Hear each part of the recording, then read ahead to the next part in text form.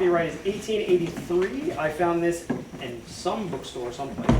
And then when we decided to read this last year and this year, I said, oh, I actually get to use the book that I had purchased. So Henry Wadsworth Longfellow's Midnight Ride of Paul Revere actually has kind of gained a lot of prominence throughout history since the American Civil War when it was written. It also coincides with the history of Paul Revere and his popularity. Actually, as a matter of fact, Paul Revere's popularity actually is very much connected to the creation of the poem. He was massively popular at the time of the American Revolution in and around Boston, but I would say that most average Americans outside of the New England area did not know who Paul Revere really was until this poem came out on the eve of the American Civil War. And of course, Henry Wadsworth Longfellow was like a rock star in the 19th century. We have to understand something about poets. Charles Dickens being a poet and writer in England, these authors were like rock stars because we didn't have rock stars, right? So you have musicians, obviously, like I also perform guitar with Max, the banjo player here. You have musicians in minstrel music in the 19th century, very popular. You have actors who are in performances in play, like John Wilkes Booth was from a very prominent acting family. All right, but you also have poets and writers who toured around and walked around and recited their pieces, keeping in mind that we don't have what at the time of the American Civil War? We don't have recordings, we don't have video, we have photography just coming in, but we don't have, the opportunity to just put on YouTube or go to Instagram and listen to whoever and watch whatever. So people would travel and you would actually hear them almost like they were going on tour. And if they weren't on tour, quote unquote, they would have gatherings of people reading poems. Right? In the 19th century, people would gather at night and read poetry aloud in your family. It was something to do to pass the time. People would remember poetry as well. I think people back then actually had a lot more committed to memory in that sense than maybe we do nowadays. All right, I am a teacher at Kellenberg Memorial High School here on Long Island. I'm actually the history department chair, and I'm one of the special interpreters here at Old Bethpage Village for some of our special events. So I'm going to give you a little background of history before we read the poem. In 1775, Boston silversmith and member of the Sons of Liberty, Paul Revere, embarked on a ride to warn the communities of Boston and to inform them that the regulars were out, that is the British military. And that evening, a British military detachment was marching on the community of Concord, Massachusetts, with the intent to capture colonial leaders and to also confiscate and destroy local gunpowder stores. It's actually probably more confiscating the gunpowder than potentially capturing John Hancock and Samuel Adams. Revere did not take this duty as a solo job. He was joined by other riders, William Dawes and Samuel Prescott. There was also another rider by the name of Israel Bissell who rode all the way from Boston to Philadelphia to warn those colonists in Philadelphia that this action was taking place.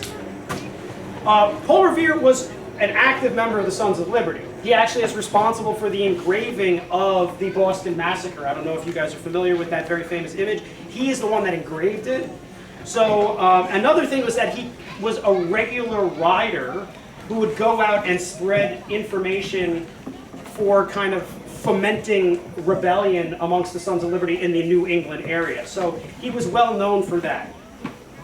Of course, we know that Revere was successful in spreading this alarm to Boston, from Boston, when he made this aware to those in the militia in Lexington. He was, though, captured on his way to Concord. This is something that is not in the poem, is that he actually got stopped and detained by British soldiers on horseback. They actually took his horse away from him. One of the other riders was able to get away. Very, very interesting. He then continued to walk to Concord to spread the alarm. He eventually walked his way back to Lexington and then witnessed, he was actually a witness to, he did not participate in, but he did witness the skirmish on Lexington Green. Following the war, Paul Revere remained a very prominent figure in the Boston community. In 1860, Henry Wadsworth Longfellow pens this famous poem, Paul Reveres Ride, as a part of a series of other poems which are referred to as Tales of a Wayside Inn. He creates the folklore surrounding Paul Revere. It's an attempt to promote national unity here amongst Americans in the eve of our worst civil problem in our history, the Great American Civil War. Keep this also in mind. Paul Revere's own grandson would be killed during Pickett's charge on July 3rd, 1863, during the Battle of Gettysburg. He was actually killed at the stone wall. I believe he died of wounds a few days later. He was in the 20th Massachusetts Regiment. You can see their monument. It's there at Gettysburg. So there is a deep connection to the Revolution, that era, the Civil War era, all right, as we continue on in our history. So, I'm going to read to you the famous poem now of Paul Revere. Listen, my children, and you shall hear of the midnight ride of Paul Revere. On the 18th of April in 75, hardly a man is now alive who remembers that famous day and year. He said to his friend, if the British march by land or sea from the town tonight, hang a lantern aloft in the belfry arch of the old North Church tower as a signal light. One if by land and two if by sea, and I on the opposite shore shall be, ready to ride and spread the alarm through every Middlesex village and farm, for the country folk to be up and to arm. Then he said good night, and with muffled oar silently rowed to the Charlestown shore, just as the moon rose over the bay, where swinging wide at her moorings lay the Somerset, British man of war, a phantom ship with each mast and spar, across the moon like a prison bar, and a huge black hulk that was magnified by its own reflection in the tide. Meanwhile, his friend, through alley and street, wanders and watches with eager ears, till in the silence around him he hears the muster of men at the barrack door, the sound of arms and the tramp of feet, and the measured tread of the grenadiers, marching down to their boats on the shore.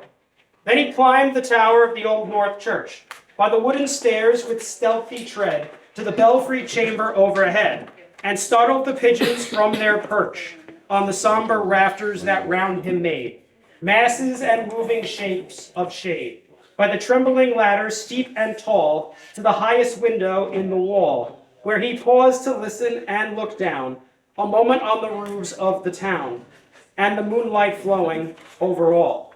Beneath in the churchyard lay the dead, in their night encampment on the hill, wrapped in the silence so deep and still, that he could hear like a sentinel's tread.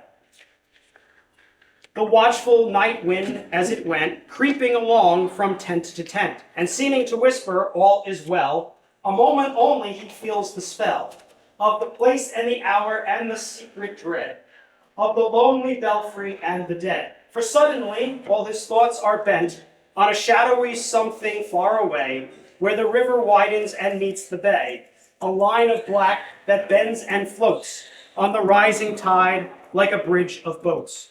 Meanwhile, impatient to mount and ride, booted and spurred with a heavy stride, on the opposite shore walked Paul Revere. Now he patted his horse's side, now gazed at the landscape far and near, then impetuous stamped the earth, and turned and tightened his saddle girth. And mostly he watched with eager search the belfry tower of the old North Church, as it rose above the roofs on the hill, lonely and spectral and somber and still.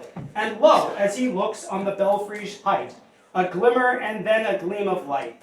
As he springs to the saddle, the bridle he turns, but lingers and gazes till full on his sight a second lamp in the belfry burns. A hurry of hooves in the village street, a shape in the moonlight, a bulk in the dark, and beneath from the pebbles in passing a spark, struck out by the steed flying fearless and fleet. That was all, and yet through the gloom and the light, the fate of a nation was riding that night, and the spark struck out by that steed in its flight, kindled the land into flame with its heat. He was left the village and he mounted the steep, and beneath him, tranquil and broad and deep, is the mystic meeting the ocean tides, and under the alders that skirt its edge, now soft on the sand, now loud on the ledge, is heard the tramp of his steed as he rides. It was 12 by the village clock, when he crossed the bridge into Bedford town. He heard the crowing of the cock and the barking of the farmer's dog, and felt the damp of the river's fall that rises after the sun goes down. It was won by the village clock when he galloped into Lexington, and he saw the gilded weathercock swim in the moonlight as he paused, and the meeting house windows blank and bare gaze at him with spectral glare, and if they already stood aghast at the bloody work they would look upon. It was 2 by the village clock when he came to the bridge in Concord town.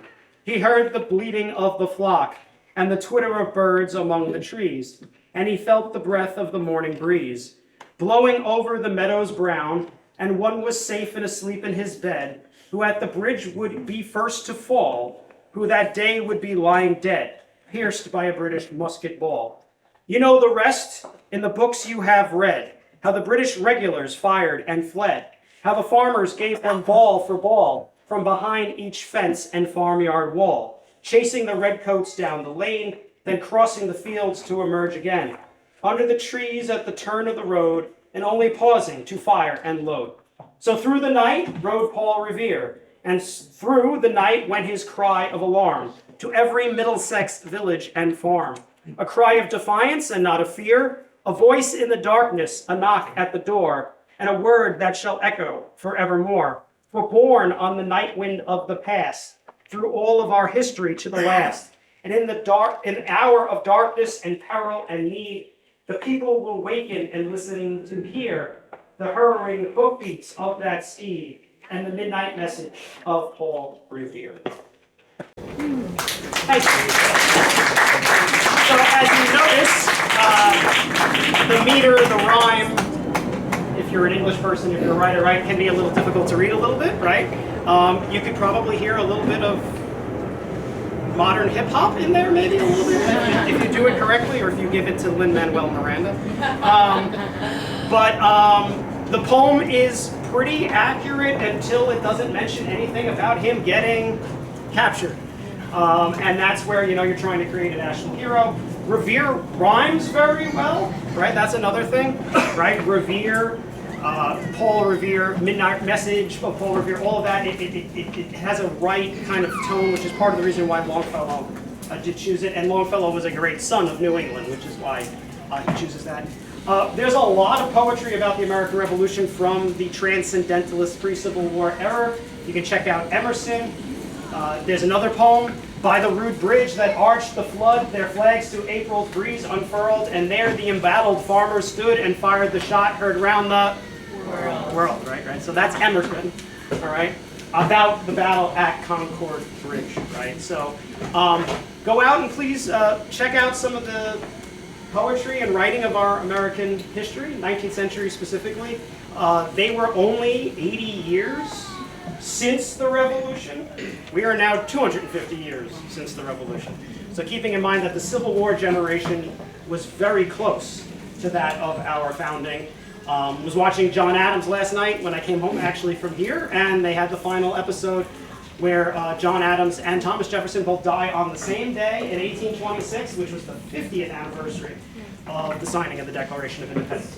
So just if you kind of keep things in our historical memory, we keep kind of jump 50 years, jump 50 years, jump 50 years. We are still connected to things here and there.